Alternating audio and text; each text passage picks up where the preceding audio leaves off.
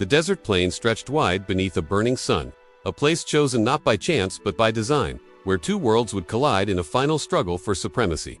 On one side stood a king born of Macedon, a young conqueror whose ambition had already shaken the foundations of an ancient empire. On the other side waited a ruler of Persia, the heir to centuries of power, command, and wealth beyond measure, yet now cornered, desperate to reclaim honor lost in the face of relentless defeat. The stage was set for the Battle of Gaugamela in 331 BCA, confrontation that would decide not only the fate of two men, Alexander and Darius, but the destiny of empires and the course of history itself. This was more than just another clash of armies. It was a collision between determination and desperation, discipline and numbers, vision and tradition. And at the heart of it lay a question that echoed through time. Could the might of Persia's vast empire withstand the brilliance of one man's genius for war?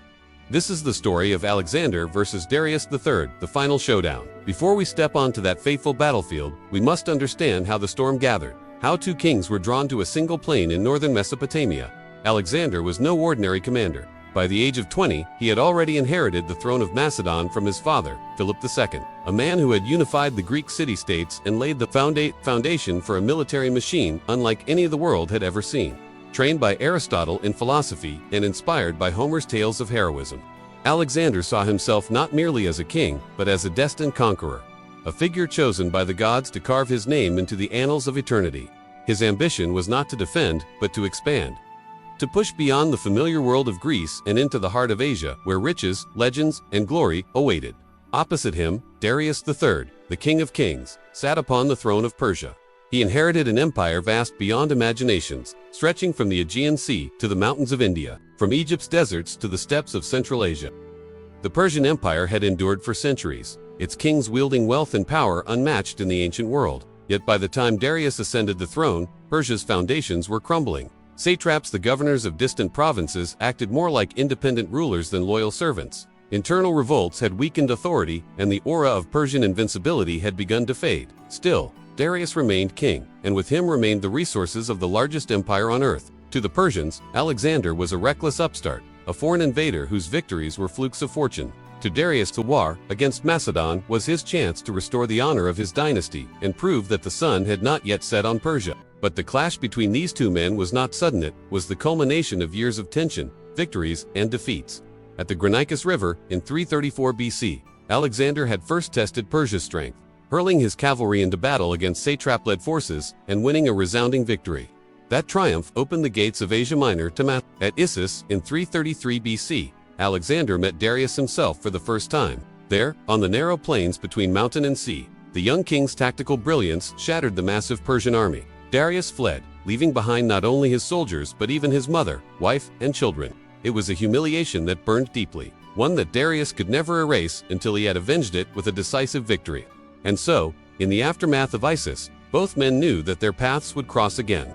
By the autumn of 331 BC, that moment arrived. Darius assembled the largest force he could muster. Estimates vary, but ancient sources spoke of hundreds of thousands of men, cavalry, scythed chariots with blades fixed to their wheels, and even Indian war elephants brought to terrify Alexander's soldiers. The Persian king carefully chose the battlefield, the wide, flat plain of Gaugamela. Unlike Issus, where the terrain had confined his massive army, here his numbers could spread out and envelop Alexander's smaller force. Darius even had the ground leveled to ensure his chariots could run unhindered. This was to be his moment, his redemption, the place where he would finally crush the invader and reclaim his empire's pride. Yet Alexander, as always, had no intention of playing by the rules his enemy set. His army, though far smaller perhaps, 40,000 infantry and 7,000 cavalry, was a weapon of precision. The Macedonian phalanx, with its wall of long spears called sarissas, formed the backbone of his infantry. His companion cavalry, elite horsemen personally led by Alexander, were his hammer, striking with speed and force at the enemy's weak points. His men were veterans, disciplined, and hardened by years of campaigning. But most of all, they trusted their king, who rode into battle not behind them, but alongside them, sharing their risks and inspiring their loyalty. To Alexander, war was not simply a contest of numbers, it was an art, a chessboard where brilliance could outweigh brute strength. As dawn broke on that fateful day, the two armies faced each other across the plain. The tension was thick, the silence heavy, as tens of thousands of men braced for combat. For Darius, this was his empire's last stand. For Alexander, it was the chance to seize an empire that had endured for centuries. The stakes could not have been higher. Every soldier knew that by sunset, history would crown either Macedon's young lion or Persia's desperate king. And so begins our journey into one of the most iconic battles in human history, a story of strategy and courage, of hubris and desperation, of two kings whose fates collided on a battlefield that would forever change the ancient world. This was not merely a war for land or wealth, but a struggle for the very idea of who would rule the known world. And at its heart, it was the ultimate showdown. Alexander versus Darius III.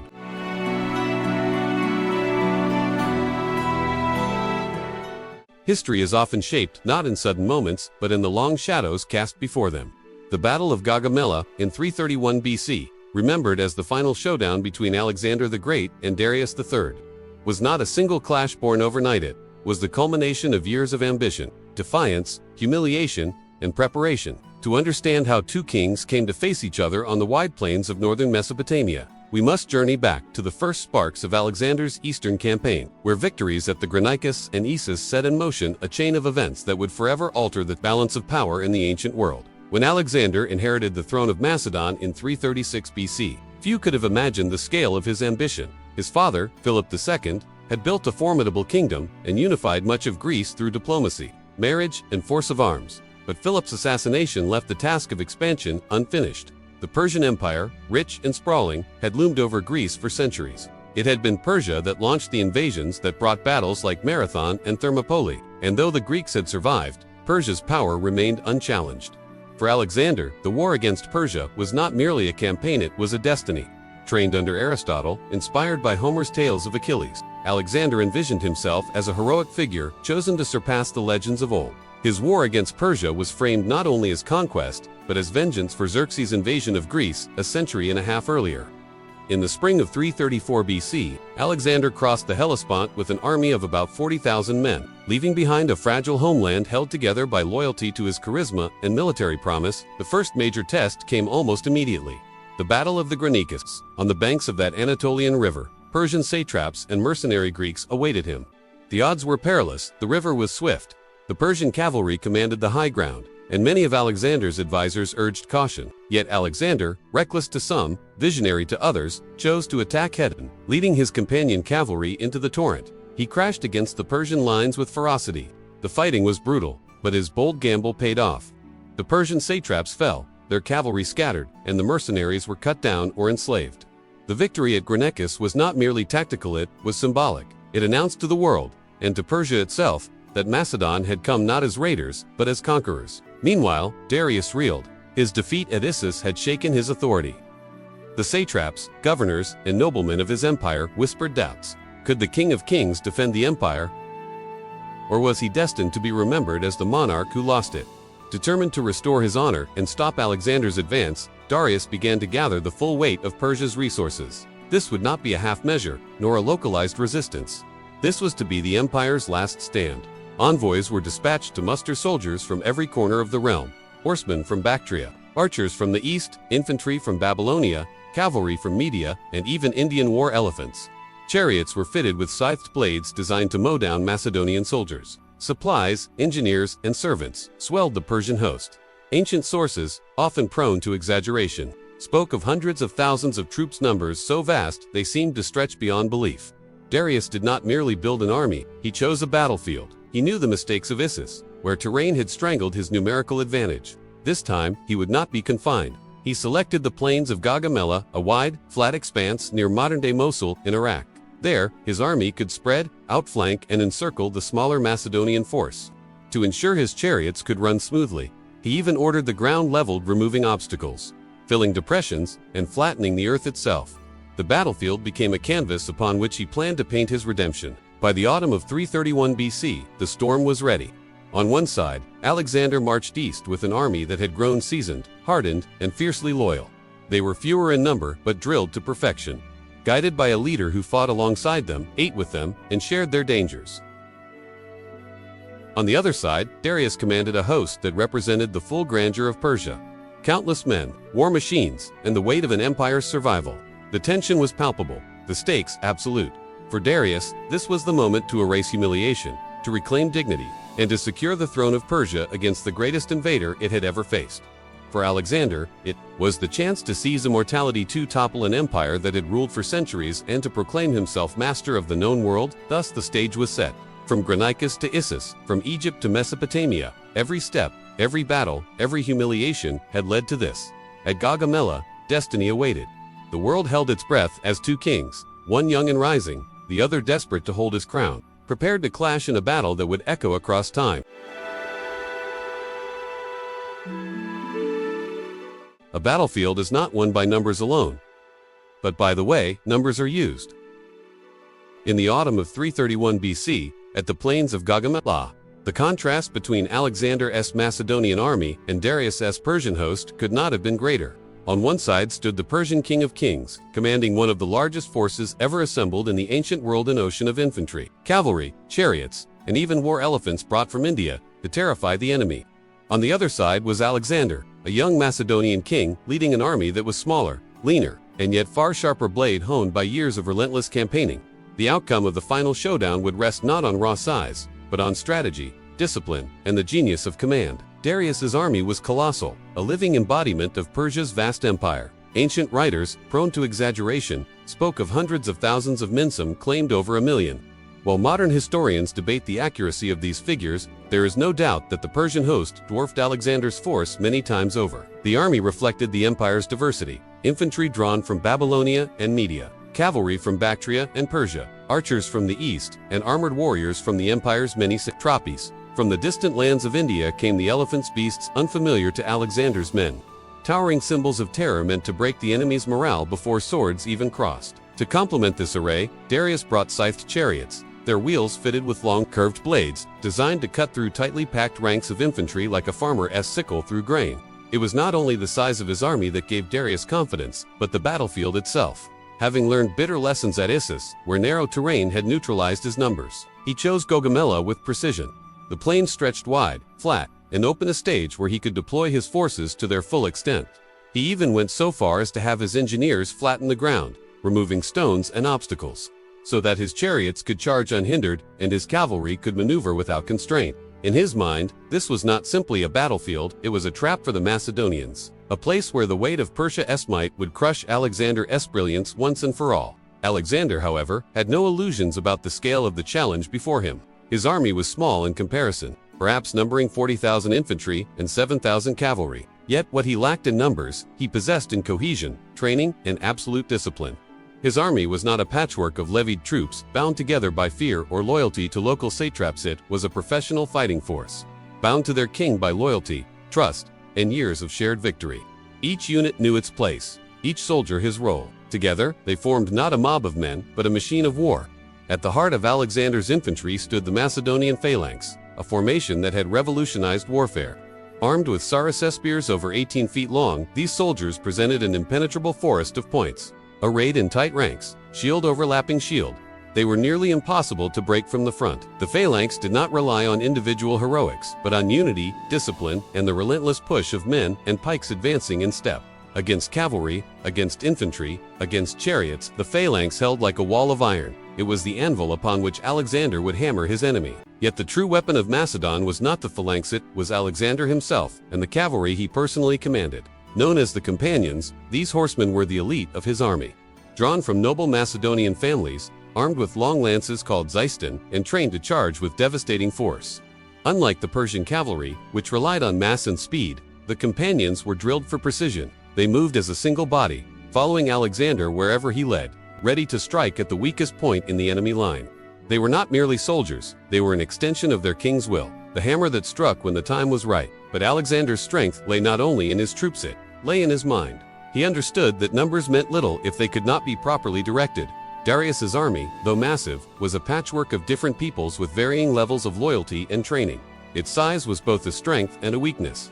Too large to maneuver as one, too unwieldy to respond quickly to sudden shifts in battle. Alexander's army, though smaller, was flexible, disciplined, and accustomed to his daring tactics. At Gaugamela, Alexander devised a plan that would turn Persia's strengths against it.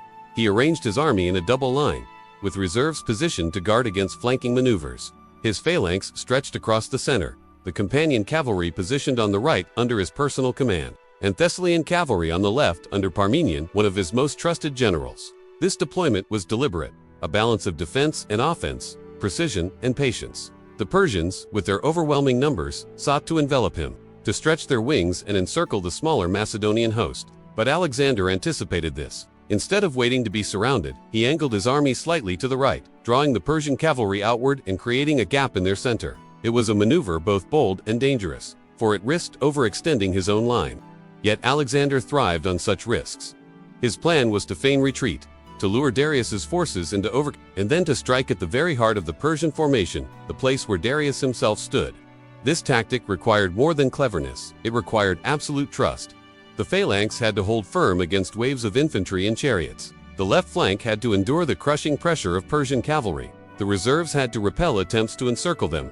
And at the crucial moment, the companions had to follow their king in a decisive charge that would determine the fate of the battle. One mistake, one faltering step, and the entire army could be swallowed by Persia's vast numbers. For Darius, the strategy was simpler. He relied on the overwhelming might of his host. His chariots were to break his cavalry to envelop the Macedonian flanks, and his sheer weight of infantry to grind down the center. Victory, he believed, was inevitable. No small army could withstand the tide of Persia's fury. For him, the battle was about execution, not innovation. He expected Alexander to be swallowed, his brilliance extinguished by the sheer scale of what stood against him. Yet as the two armies faced one another across the plain of Gaugamela, the difference between them became clear. On one side, a vast but cumbersome giant. On the other, a smaller but sharper blade guided by the hand of a master. The Persians trusted their numbers. The Macedonians trusted their king. And it was this contrast between size and discipline, between quantity and quality, between tradition and genius that would decide the fate of empires. The forces were ready. The strategies laid. Darius sought to crush with weight, Alexander to outwit with precision. Both armies stood poised for war, knowing that within hours, one empire would fall and another would rise.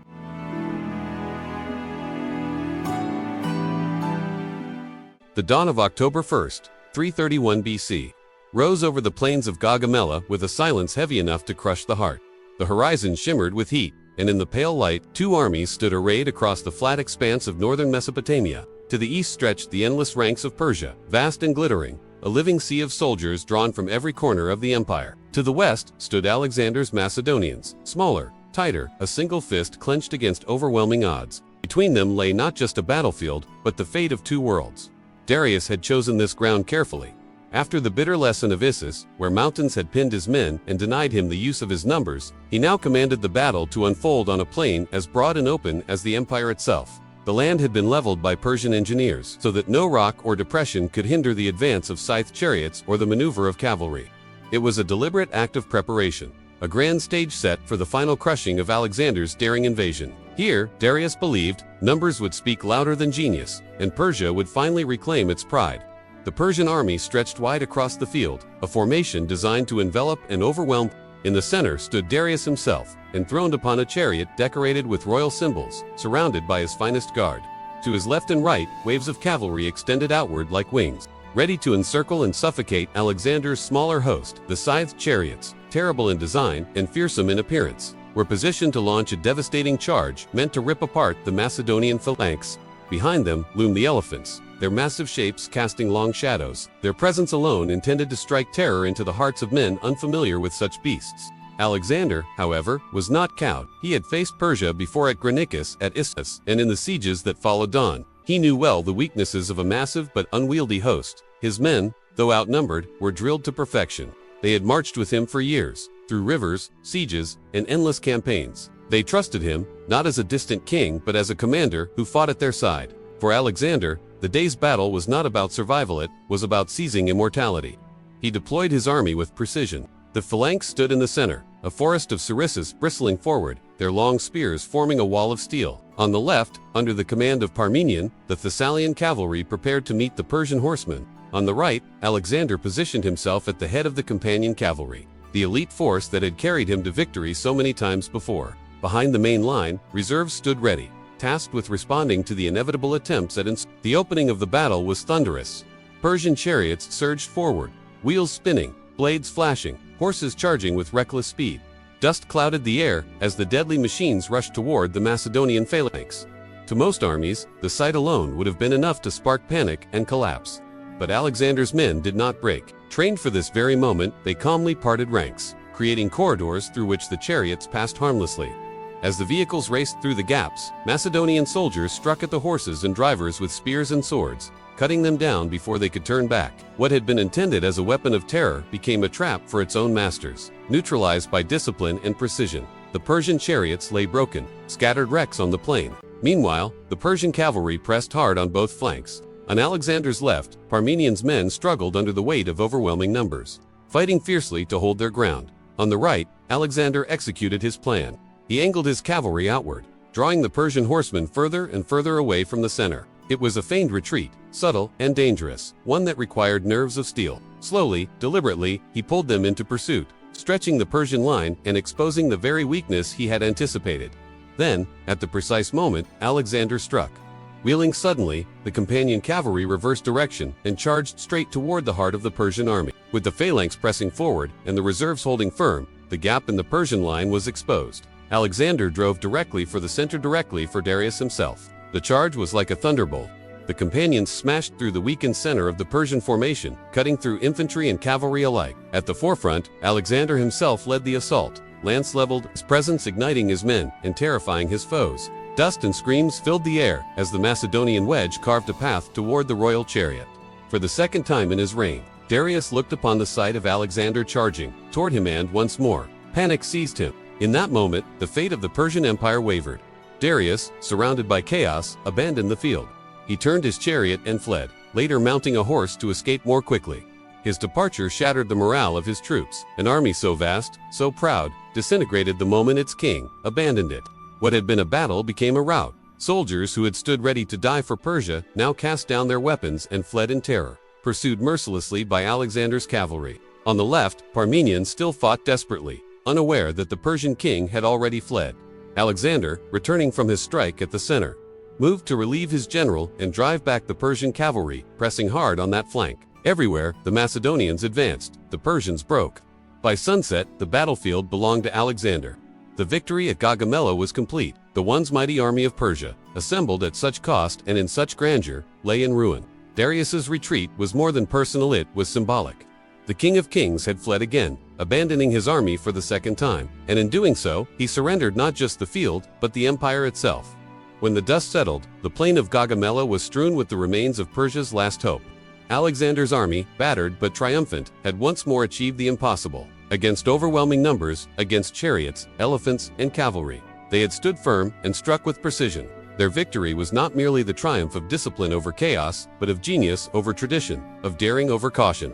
The Battle of Gaugamela was more than just a battle, it was the turning point of an age. With Darius in flight, Babylon, Susa, and Persepolis lay open to Alexander. Persia, which had ruled the Near East for centuries, crumbled in the space of a single day. And at the center of it all stood Alexander, a man not yet 30 years old, who had seized the empire of the world's greatest dynasty and carved his name into the fabric of history.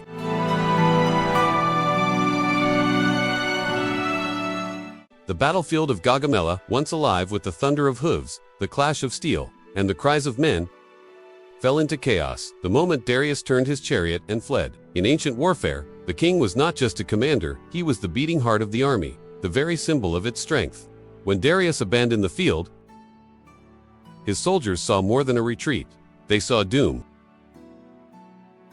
The mighty host of Persia, the largest army the empire had ever assembled, dissolved into confusion and panic. Men who had moments before stood shoulder to shoulder now threw down their weapons, seeking escape from the whirlwind of Macedonian steel. The collapse was not gradual, it was instant, sharp, and total. Alexander, ever the calculating commander, understood the psychological weight of that retreat. He pressed forward with his companion cavalry, slicing deeper into the Persian ranks, exploiting the cracks in their morale. Macedonian infantry advanced steadily, phalanxes pressing like iron walls, while Persian units scattered in all directions. The dust of retreat choked the air, mixing with the cries of desperation. What had begun as Darius's greatest chance to reclaim his empire now ended as its funeral procession. The Battle of Gaugamela was not just another clash between armies, it was the breaking of Persia itself. The aftermath was catastrophic for the Persians.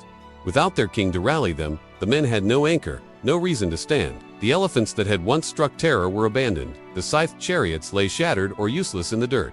Entire divisions dissolved, scattering to the winds. Alexander had done more than defeat an army. He had shattered an empire's will to fight. What remained was not a functioning military, but fragments of a broken power, shadows of soldiers who once thought themselves invincible. For Alexander, this was the moment he had been building toward since setting foot on Asian soil. From Granicus to Issus, every step, every risk, every campaign had been leading to this single, decisive confrontation. At Gaugamela, he had not only defeated Darius but dismantled the Persian illusion of dominance. The great empire of Cyrus and Xerxes, which had 4 generations stood as the most formidable power in the known world, now lay exposed, vulnerable, and leaderless. In the days that followed, Alexander wasted no time. He pursued Darius relentlessly, knowing that a fleeing king could still raise another army if left unchecked. But even without his capture, the damage was already irreversible. News of Darius' defeat spread like wildfire across the Persian territories. Babylon, that ancient jewel of Mesopotamia, opened its gates to Alexander without resistance. Susa, the treasury of kings, followed soon after.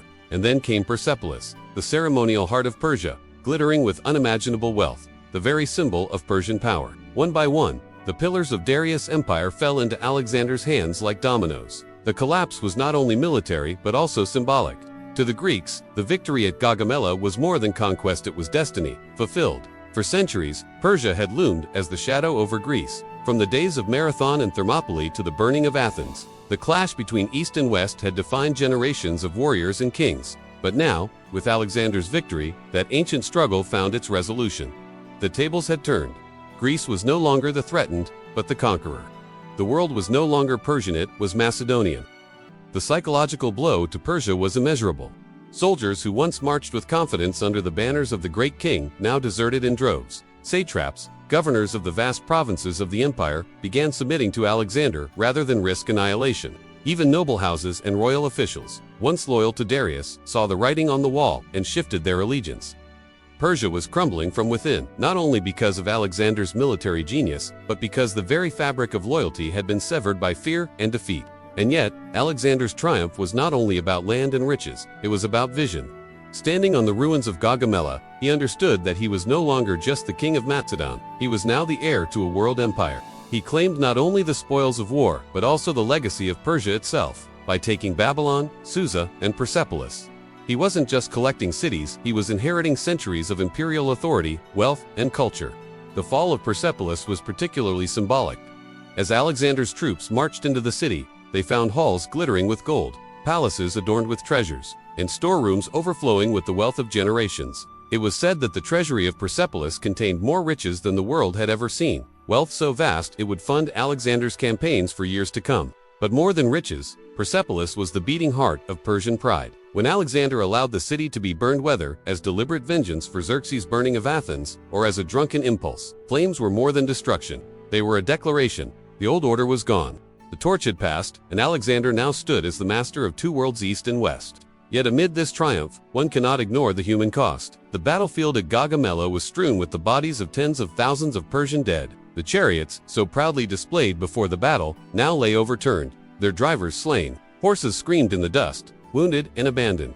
Villages surrounding the plain would remember the horrors for generations. And while Alexander had gained glory, the Persian people were left with devastation, their empire collapsing around them. But such was the nature of empire. In that era, power was won not by mercy but by the sword. Alexander's decisive victory sent a message to the world. He was not merely another ambitious king, but a conqueror destined to reshape the known world. From the Aegean to the heart of Asia, there would be no doubt. Alexander was unstoppable. The outcome of Gaugamela cannot be overstated. It marked the death of Persia as a great power and the birth of a new order. Within a few short years, the name of Alexander would be known not only in Greece and Persia, but in Egypt, India, and beyond. What began on that dusty plain in 331 BC would ripple through history, shaping cultures, politics, and empires for centuries to come. And at the center of it all stood the young Macedonian king, barely in his 20s, whose vision extended far beyond victory. Gaugamela was not just the end of Persia, it was the beginning of Alexander's dream of uniting East and West, of forging a world empire unlike any before. The outcome was not merely military, it was civilizational. From the ruins of Darius' flight to the blazing halls of Persepolis, one truth rang clear. The age of Persia had ended, and the age of Alexander had begun.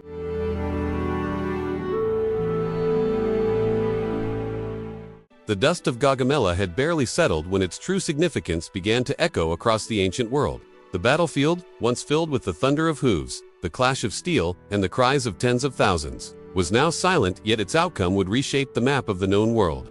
In 331 BC, on that fateful plain, the centuries-old dominance of Persia crumbled, and the torch of empire passed into the hands of a single man, Alexander of Macedon. For over 200 years, the Persian Empire had stood as the unrivaled superpower of the Near East, stretching from the valleys of Egypt to the mountains of India, from the Anatolian coast to the heart of Mesopotamia. It was a realm that dwarfed every other kingdom in size and resources. Its kings commanded legions of soldiers, fleets of ships, and treasuries overflowing with gold.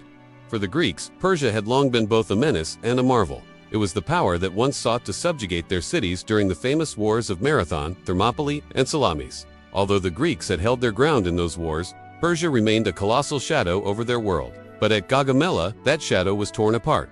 The Persian army had collapsed the moment Darius fled the field. For the soldiers of the empire, the king's flight was more than a tactical retreat. It was the breaking of morale, the unraveling of loyalty, and the collapse of faith in Persia's invincibility. What Alexander achieved was not just a military victory, it was a psychological triumph that reverberated across nations. Persia, the unshakable empire, had been shaken to its core. In the wake of the battle, Alexander pressed forward into the very heart of Persia. The ancient cities of Babylon, Susa, and Persepolis, jewels of the empire, brimming with wealth and tradition, fell into his hands with astonishing speed. The gates of Babylon, once symbols of Mesopotamian grandeur, swung open for the Macedonian king. Susa, with its legendary treasury, poured out its riches into Alexander's coffers. And Persepolis, the ceremonial capital built by Darius the Great, became both a prize and a symbol of conquest. When Alexander later set Persepolis ablaze, whether as retribution for the Persian invasion of Greece or as a drunken act of destruction, the world witnessed the symbolic death of Persia's golden age. Darius III, the once mighty king who had rallied one of the largest armies ever seen, was now a fugitive in his own empire. Abandoned by his soldiers, hunted by his enemies, he wandered eastward in desperation. Yet even in his fall, Darius' fate revealed the full extent of Persia's decline. Betrayed by his own satrapsmen who had once sworn loyalty to him, Darius was struck down not by Alexander, but by treachery from within. His death was ignoble, a sharp contrast to the grandeur with which Persian kings had once ruled. When Alexander found his rival's lifeless body, he ordered Darius buried with royal honors. In that gesture, Alexander not only displayed respect for a fallen enemy, but also assumed the mantle of Persia's kingship. The empire was no longer Persian, it was Macedonian. The historical significance of Gaugamela cannot be overstated. It marked the end of Persia's centuries-long dominance in the Near East, a dominance that had shaped politics, culture, and warfare since the rise of Cyrus the Great. With one battle, the balance of power shifted irreversibly. The Achaemenid dynasty, which had ruled an empire of diverse peoples and cultures, was extinguished. In its place, a new order emerged, an order carried forward by a young king whose ambitions knew no boundaries. For Alexander, Gaugamela was not merely a victory, it was the moment that confirmed his destiny. He was no longer just the king of Macedon, no longer just the conqueror of Asia Minor. He was now the master of the Persian Empire, the ruler of lands that stretched beyond the imagination of most Greeks. His triumph gave him legitimacy in the eyes of those he conquered. Many Persians, seeing him adopt their customs and respect their traditions, accepted him as their new sovereign.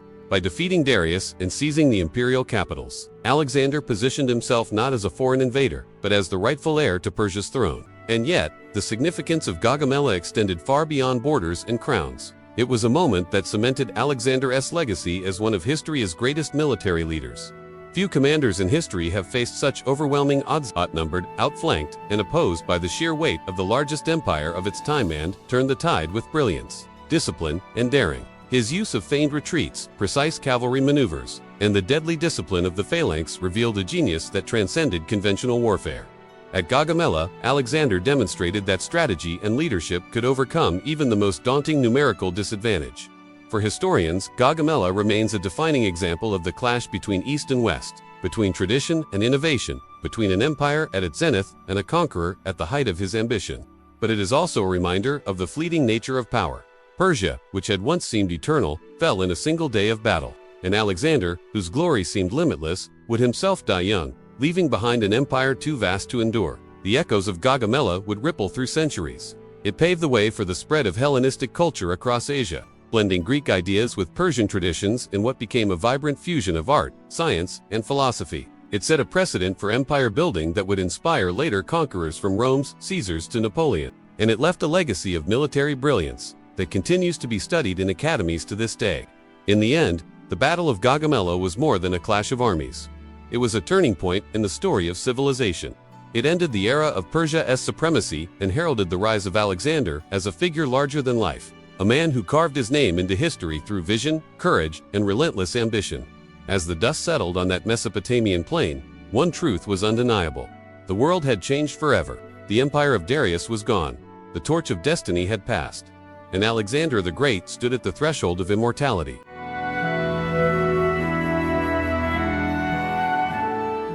The Battle of Gaugamela was far more than just a clash of armies. It was a turning point in history, with brilliance, daring, and flawless strategy. Alexander the Great dismantled centuries of Persian dominance and secured his place as one of the greatest military leaders the world has ever known. From the collapse of Darius III's empire to the rise of Alexander's vision of a united East and West, this battle shaped the ancient world in ways still remembered today. History is filled with moments where a single decision, a single charge, or a single leader changes the course of civilization, and Gaugamela was one of those defining moments. If you enjoyed this deep dive into the Battle of Gaugamela, make sure to like this video to support more historical storytelling. Subscribe for weekly content on epic battles, leaders, and lessons from history. Comment below. Do you think Alexander's genius or Darius' mistakes decided the outcome of Gaugamela? I'd love to hear your thoughts. And don't forget to share this video with fellow history enthusiasts who love exploring the great battles that shaped our world.